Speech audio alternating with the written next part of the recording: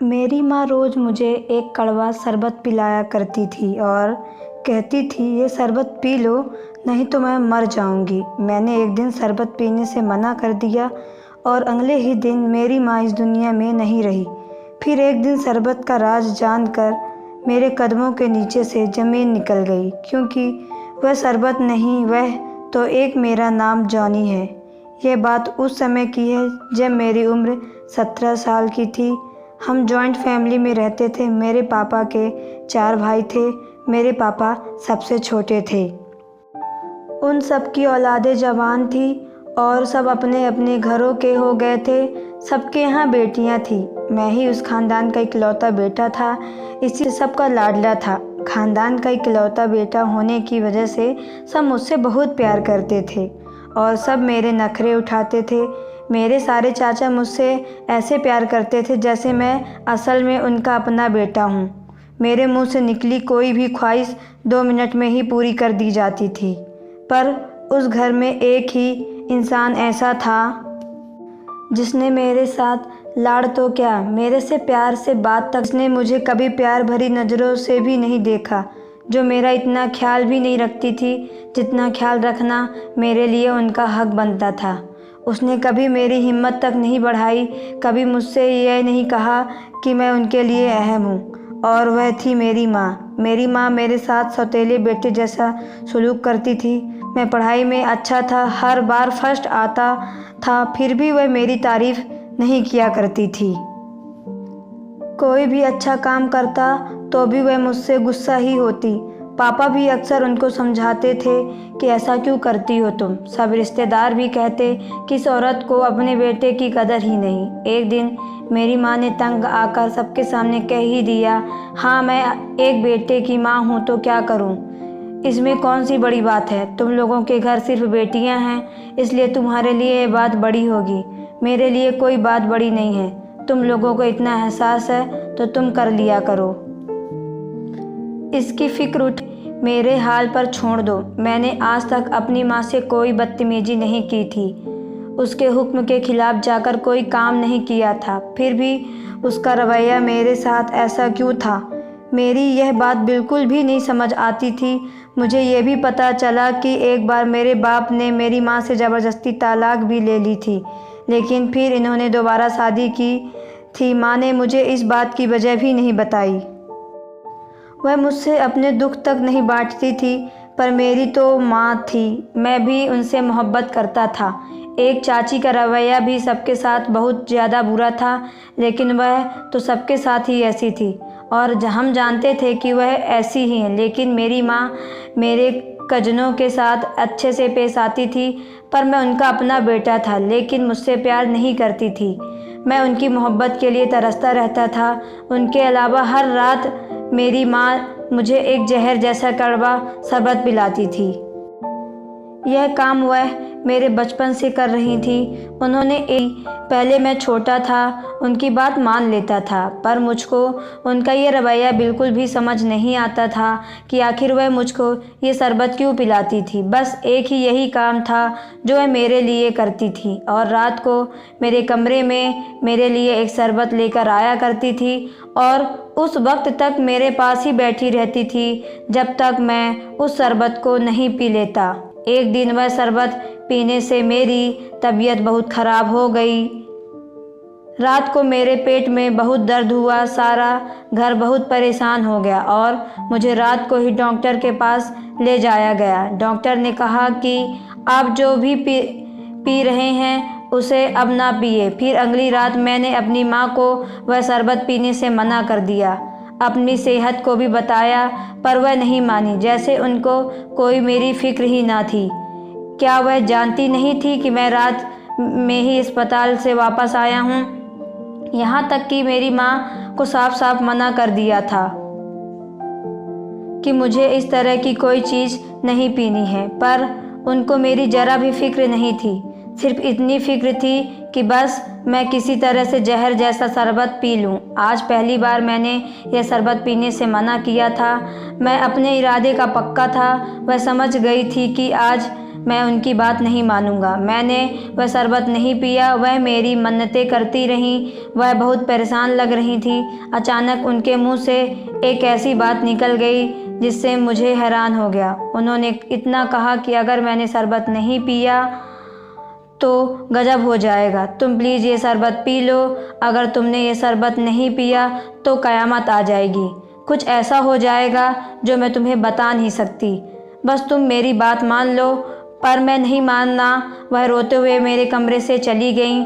आज उनके रोने की कोई परवाह न हुई, बल्कि मैं ये तो सोच रहा था कि इनको अपनी जिद बदलनी होगी। फिर मैं सुकून से सो गया और सुबह एक बुरी खबर के साथ मेरी आँख खुली और वह बुरी खबर सुनकर मेरे पैरों के नीचे से ज़मीन निकल गई थी। बस बुरी खबर यह थी कि मेरी माँ अब इस दुनिया में नहीं रही। वह रात को ठीक ठाक सोई और सुबह पता चला कि रात के किसी पहर ही उनकी मौत हो गई थी। उनकी मौत की वजह समझ में नहीं आई ना तो उनको कोई बीमारी थी और ना ही उनके साथ कोई हादसा हुआ था। आखिर ऐसा कैसे हो सकता है? मेरे दिमाग में सवाल तो बहुत थे पर सवालों से ज़्यादा गम था। मेरी माँ ने कहा था कि शरबत पी लो नहीं तो कुछ ऐसा हो जाएगा। क्या मेरी माँ का इशारा किस तरफ था और शरबत पीने से मेरी माँ की ज़िंदगी पर क्या असर हो सकता है? यह बात मेरी समझ से बाहर थी, लेकिन मैं खुद को मुजरिम महसूस कर रहा था। क्या मैं अपनी माँ की मौत की वजह बना था? अगर मैं वह शरबत पी लेता तो आज मेरी माँ जिंदा होती। सवाल का सदमा मिलकर मेरी जान ले रहे थे। मैं एक दिमागी मरीज की तरह बन गया था। मैं बहुत रोया। मेरे लिए सदमा बहुत बड़ा था। घर में लोग शोक का माहौल था। पापा भी सदमे में थे। कुछ दिन बाद मैं अपने दोस्त के घर चला गया। वह भी मुझे तसल्ली दे रहा था और वहाँ से आने में मैं लेट हो गया। यह पहली बार था कि मैं अपनी माँ की मौत के बाद घर से निकला था। आसमान पर चाँद था। उसकी चांदनी सितारों की टिमटिमाती रोशनी ने माहौल को खुशगवार बनाया हुआ था। रात के सन्नाटे में अकेले यात्रा का यह मेरा पहला चांस था। जब से मेरी माँ इस दुनिया से गई थी मैंने वह शरबत नहीं पिया था। तब से ही मेरे सर में बहुत दर्द रहने लगा। ऐसा दर्द जिसको मैं नज़रअंदाज नहीं कर सकता था। मैं एक डॉक्टर के पास गया तो उसने कहा कि शायद टेंशन और सदमे की वजह से आपके सर में दर्द है, पर मैं जानता था कि असल वजह क्या है। ये दर्द तो मेरी जान ही नहीं छोड़ रहा था। घर के हालात भी कुछ अजीब हो गए थे। मेरी एक कज़न सीढ़ियों से गिर गई थी। उसका सर फट गया। एक बिस्तर पर पड़ी थी कि दूसरी कज़न भी बहुत ज़्यादा बीमार हो गई। मेरी एक चाची किचन में काम कर रही थी और उसके पैरों पर गर्म दूध गिर गया था। और इधर मेरे चाचा ने सिर्फ मुझे बताया कि कारोबार में बहुत बड़ा नुकसान हो गया है। अब कारोबार में बहुत ही मुश्किल आ रही है। और मेरे पापा तो तब से ही बीमार थे जब मेरी माँ इस दुनिया से चली गई थी। वह तो बिस्तर से ही लगे पड़े थे। मुझे समझ नहीं आ रहा था कि आखिर ये सब क्या हो रहा है। मेरे सर का दर्द भी ना जा रहा था। मैं दवाइयाँ खा खा कर पागल सा हो चुका था। चाचा ने कारोबार में नुकसान की बात मेरे पापा को ना बताई और मुझे भी कहा कि यह सब बात घर में ना बताना, नहीं तो सब और भी परेशान हो जाएंगे। सब कह रहे थे जब से मेरी माँ गई हैं तो घर के हालात भी ख़राब हो गए हैं, पर मुझे लग रहा था कि बात सिर्फ यह नहीं थी, बात कोई और भी थी। फिर मुझे मेरी माँ की बात याद आई कि अगर मैंने वह शरबत पीना छोड़ दिया तो सब कुछ ख़त्म हो जाएगा। मैं अपनी माँ के कमरे में गया, तलाश कर रहा था कि वह शरबत कैसे बनाते हैं। उनकी एक डायरी मिली जिसमें एक पेज में कुछ लिखा था। उसको देखकर मैं हैरान रह गया।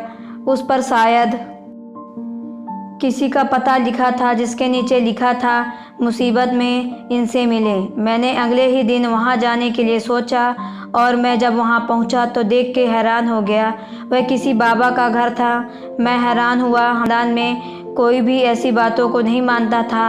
मैं अंदर गया और अपने नंबर का इंतज़ार करने लगा। मैंने वहां बैठे कुछ लोगों से उस बाबा के बारे में पूछा तो लोगों ने कहा यह बहुत पहुँचे हुए बाबा हैं। मैंने कहा आपके ये बाबा आपके कितने पैसे लेते हैं? कम से कम 1000 रुपये तो लेते ही होंगे। तो वो कहने लगा कि यह 1 रुपया भी नहीं लेते। मैंने कहा अच्छा, तो अपनी मर्ज़ी से दे जाएं तो क्या वह रख लेते हैं? उसने कहा नहीं, ऐसा कोई रिवाज नहीं है। अगर फिर भी कोई जिद करे कि वह कुछ देना चाहते हैं तो बाबा उसे कहते हैं कि वह गरीबों में कोई चीज़ बांट दे, उसका फल तुम्हें मिल जाएगा। लेकिन बाबा किसी से 1 रुपये तक नहीं लेते। यह बात सुनकर मैं हैरान हो गया, लेकिन फिर भी मेरा ऐसी चीज़ों में कोई भरोसा नहीं था। जब मैं बाबा के कमरे में दाखिल हुआ तो वह मुझे देखकर चौंक से गए। उनके चौंकने का तरीका ऐसा था कि मैं हैरान हो गया, आखिर यह क्या सोचकर इस तरह से हैरान हो गए हैं। और फिर उन्होंने एक बहुत सी अजीब हरकत की। उन्होंने वहाँ बैठे सब लोगों को बाहर भेज दिया। फिर उन्होंने मुझसे ऐसी बात कही कि मैं हैरान हो गया। उन्होंने मुझसे कहा कि तुम अभी तक जिंदा हो, मुझे तो लगा कि तुम मर गए होगे। आखिर उसकी इस बात का क्या मतलब था? मैं तो उनको पहली बार देख रहा था और मुझे क्यों मर जाना चाहिए था। मैं उनके सामने बैठा था और उनसे पूछा, क्या आप मुझे जानते हैं? मैं तो ज़िंदगी में आपको पहली बार देख रहा हूँ। फिर आपने मुझे देखते ही ऐसी बात क्यों की? आपने उन सब को बाहर क्यों भेज दिया? आखिर क्या बात है, मुझे बताइए। मैंने उनको सब कुछ बताया कि मेरी माँ दुनिया से चली गई और मेरे घर में पता नहीं क्या हो रहा है। सब कुछ तबाह होता जा रहा है, कारोबार भी तबाह होता जा रहा है और घर के लोग भी बीमार से भी हर वक्त दर्द रहता है। फिर उन्होंने मुझे एक ऐसी बात बताई जिसको सुनकर मैं हैरान रह गया। तुम अपने ख़ानदान में एक अकेले लड़के हो, यानी सारी जायदाद के वारिस, इसलिए तुम्हारे दादा ने सब कुछ तुम्हारे नाम। तुम्हारे बाकी चाचा को यह बात जहर लगी। उन सब की बीवियों ने मिलकर तुम पर एक बड़ा काला जादू करवाया था। वह जादू बहुत ही भयानक था। हम भी हैरान थे कि कोई इस कदर पत्थर दिल कैसे हो सकता है कि किसी पर ऐसा जादू करवा सकता है। इस जादू की वजह से तुम बस 2-3 महीने ही जी पाते, पर तुम्हारी माँ जो एक अच्छे दिल वाली औरत थी, उसको सब कुछ पता चल गया था। उसने तुम्हारे बाप को बताया तो उसने झगड़ा हो गया। तुम्हारे बाप ने गुस्से में आकर तुम्हारी माँ को तलाक भी दे दी। फिर तुम्हारे बाप को अपनी गलती का एहसास हुआ। उन्होंने तुम्हारी माँ से दोबारा शादी कर ली। एक दिन तुम्हारी माँ तुम्हारे बाप को लेकर मेरे पास लेकर आई। मैंने उनको सब कुछ बताया, लेकिन उन्हें फिर भी विश्वास नहीं हुआ कि तुम्हारी माँ ने मुझे कोहल पूछा और मैं तुम्हारी माँ को जानता हूँ। मुझे तुम्हारी माँ की बात का यकीन था। मैंने उस जादू का तोड़ तो किया और वह जादू बहुत ताकतवर था। यह जादू सिर्फ तुम पर जब तक ही असर कर सकता था जब तक तुम 18 साल के नहीं हो जाते, लेकिन तब तुम्हें वह रोज़ मंतर वाली जड़ी बूटी वाला शरबत पीना था। यह जड़ी बूटी वह मुझसे ही ले जाती थी और तुमने वह नहीं पिया। सबसे पहले उस जादू का असर तुम्हारी माँ पर हुआ, क्योंकि वही थी जिसकी वजह से जादू रुका हुआ था, और फिर तुम पर भी उसका धीरे धीरे असर होने लगा। मैंने हैरान होकर पूछा कि अगर ये जादू मुझ पर मेरी चाची ने करवाया है तो फिर उन पर भी मुसीबतें क्यों नहीं आ रही हैं? तो बाबा ने बताया, क्योंकि अब यह जादू ख़त्म होने वाला है, इसलिए उन लोगों पर भी इसका असर हो रहा है। अभी तुम्हारे 18 साल के होने में 1 महीना और बाकी है। बस तुम वह शरबत पीते रहो और उसके बाद उस जादू का असर ख़त्म हो जाएगा। तुम्हारी माँ तो अब वापस नहीं आ सकती हैं, पर शायद तुम्हारी जान बच जाए। वह इसलिए तुम पर सख्ती करती थी ताकि तुम उससे डर कर रहो और उसकी बात मानो, वरना वह तुम्हें रोज़ ऐसा कड़वा शरबत पीने पर मजबूर क्यों करती। फिर जहाँ मैं वहाँ से वापस आया तो मैं बहुत दुखी था। मैंने अपनी जिद से अपनी माँ को खो दिया। एक बार भी नहीं सोचा सका कि माँ तो माँ होती हैं, उसकी मोहब्बत कभी कम हो ही नहीं सकती। मैंने अपने पापा को यह सब बताया, लेकिन मेरे पापा अभी भी ये बात मानने को तैयार नहीं थे कि उनका ख़ानदान ऐसा कर सकता है। उनका कहना था कि तुम्हें इतनी मोहब्बत मैंने नहीं की जितनी मोहब्बत मेरे भाइयों और उनकी पत्नियों ने की, और मेरा उनके लिए बस यही जवाब था कि उनकी मोहब्बत के पीछे असल में उनका एक मकसद छिपा हुआ था। आपने मेरी माँ की बात नहीं मानी, यहाँ तक कि उनको एक दफ़ा तलाक भी दे डाली। सिर्फ अपने ख़ानदान वालों के लिए आप क्यों नहीं समझ रहे, सच कह रही थी। मैंने भी उन सारी चीज़ों को महसूस किया है। मैं कोई छोटा बच्चा नहीं हूँ। मेरे पापा ने मेरी कोई बात ना मानी। मैंने अपनी माँ की वह डायरी अपने पास रख ली और उसमें यह भी लिखा था कि तुम्हारे पापा यह बात नहीं मानेंगे क्योंकि वह अभी भी इस जादू के असर हैं। इसलिए मैंने अपने पापा को उनके हाल पर छोड़ दिया।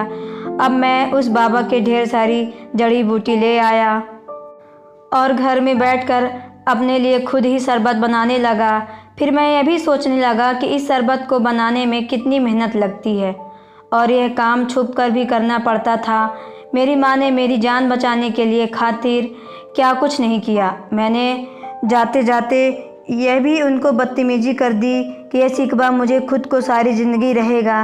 मैंने 1 महीने तक वह शरबत पिया और 18 साल के होने के बाद फिर बाहर मैं शहर चला गया। जाने से पहले मैंने अपने घर वालों को कहा कि मैं आपकी झूठी मोहब्बत को आपकी सच्ची मोहब्बत समझता रहा। आप सब ने जो मेरे साथ किया, आपका मकसद नाकाम हो गया। सिर्फ मेरी माँ की वजह से मेरी माँ वापस नहीं आ सकती, लेकिन मैं आप लोगों को कभी माफ़ नहीं करूँगा। मैंने वह घर छोड़ दिया और शहर में ही रहने लगा। बहुत मेहनत की, पढ़ाई की, अपना घर बनाया और फिर एक होटल बनाया जिसको अपनी माँ का नाम दिया। इस बात का मुझे बहुत दुख था, मेरे पापा मेरे साथ नहीं आए। एक दिन मैंने उनको अपने घर के बाहर खड़े देखा। मुझे बहुत खुशी हुई। वह मेरे सामने हाथ जोड़ने लगे, कहने लगे कि तुम सच कहते हो बेटा, और तुम्हारी माँ भी सच कहती थी। मैं ही बदनसीब था। अब मैं तुम्हारे साथ ही रहूँगा और तुम्हारा साथ दूँगा। मेरे पापा ने यह भी बताया कि मेरे जाने के बाद उस घर में बहुत मुसीबत आई। शायद उनको की सज़ा मिल रही थी। मैंने और मेरे पापा ने अपने ख़ानदानी हिस्से और दौलत के बारे में कोई बात ना की। मेरे पापा को अब भी दौलत से कोई मतलब नहीं था और मुझे भी नहीं चाहिए थी। मेरी ख़ानदानी दौलत जिसने मेरे अपनों में ही मेरा दुश्मन बना दिया। मैं खुद को बहुत खुद नसीब समझता था। मुझे क्या पता था कि मेरे घर वालों की मोहब्बत के पीछे इतनी नफ़रत भरी पड़ी है। सलाम है मेरी माँ को जिसने सारी ज़िंदगी इस राज को अपने सीने में दफन रखा, सिर्फ इसलिए कि वह मेरी जान बचा सके, और ऐसे ही वह इस दुनिया से चली गई। आप सबसे रिक्वेस्ट है कि आप लोग अपनी माँ के साथ ऐसा ना करें। दोस्तों, आपको मेरी यह वीडियो कैसी लगी कमेंट बॉक्स में ज़रूर बताएं और चैनल को सब्सक्राइब करके बेल आइकन को प्रेस कर लें, जिससे आने वाली वीडियो सबसे पहले आप तक पहुँचे। धन्यवाद।